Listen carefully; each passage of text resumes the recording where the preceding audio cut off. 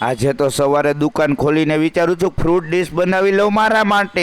કામ છે એટલા ને ત્રાસું આઈલે નહીં ભેગું થાય એટલે થઈ ગયો સીધો ને હાથમાં લઈ લીધું લિક્વિડ. થોડુંક નાખ્યું લિક્વિડ ને ઉપરથી પાણી અને વળી ગયા ફીણા ને પ્લેટફોર્મ આપણે ઘસીને સાફ કરી નાખીએ. કામ છે એટલા ને તમે શેર કરો જલ્દી. જીવનમાં કામ છે એ જ પહેલી પ્રાયોરિટી હોવી જોઈએ, બીજું બધું તો થઈ જશે. ઈ લાકડાનું ટેબલ ને ઈ વજન ને ધીમેકથી ઉપાડ્યું ને બેઠો શાંતિથી. લાગી ગઈ ભૂખ ને આવી ગયા સચિનભાઈ ને લઈ આવ્યા સાકર ટેટી આપડા હાટુ. કેમ કે હવે સીઝન પૂરી થવા આવી ને ટેટી થઈ જશે મોંઘી. મેં તમને પહેલા કીધું હતું કે સીઝને ફ્રૂટ ખાતું રહેવું પડે. ભાઈને કીધું કાઢો બિયા ને નાખો ડસ્ટબિનમાં. હવે લાગી હોય ભૂખ ને આપણાથી થાય નહીં કંટ્રોલ એટલે પેલી ચીર જ ખાવાનું ચાલુ કરી દીધું. સચિનભાઈ કે છે આપડી કોઈ લઈ નથી જવાનું એટલે ઘડીક વાર શાંતિથી ઉભા રહ્યો ને પછી આપણે ખાઈએ. તો તમે મારા ને હું તમારો એક સરસ મજાની વાત કહી દઉં તમને. ઘણી વસ્તુ સીઝન પૂરી થવા છતાંય નથી પૂરી થઈ શકતી, આપણા મનમાં વસી જાય છે. જૂનનો આખડી પડાવ અને હાથમાં આ છેલ્લી ટેટી. જ્યારે ઉનાળાએ જાતા જાતા મીઠાશની ભેટ આપી હોય તો આ છેલ્લો ટુકડો માત્ર ટેટી નથી, આખા ઉનાળાની યાદો છે. એડ્રેસ આવે છે મારું ડિસ્પ્લેમાં ને આવો તમે બધા. અને હજી ઘણા બધા મારા ભાઈઓ બહેનોએ ફોલો નથી કર્યું મને, તો તમે ફોલો કરો ને કાલે શું મંગાવું એ કોમેન્ટ કરો. કેમ કે તમે કરશો ફોલો તો મને મોટિવેશન મળશે ને હવે તો તમે પણ બોલો છો ફોલો કરતા જાજો મને. હાલો આજે બધા સાથે ફોલો કરતા જાજો મને.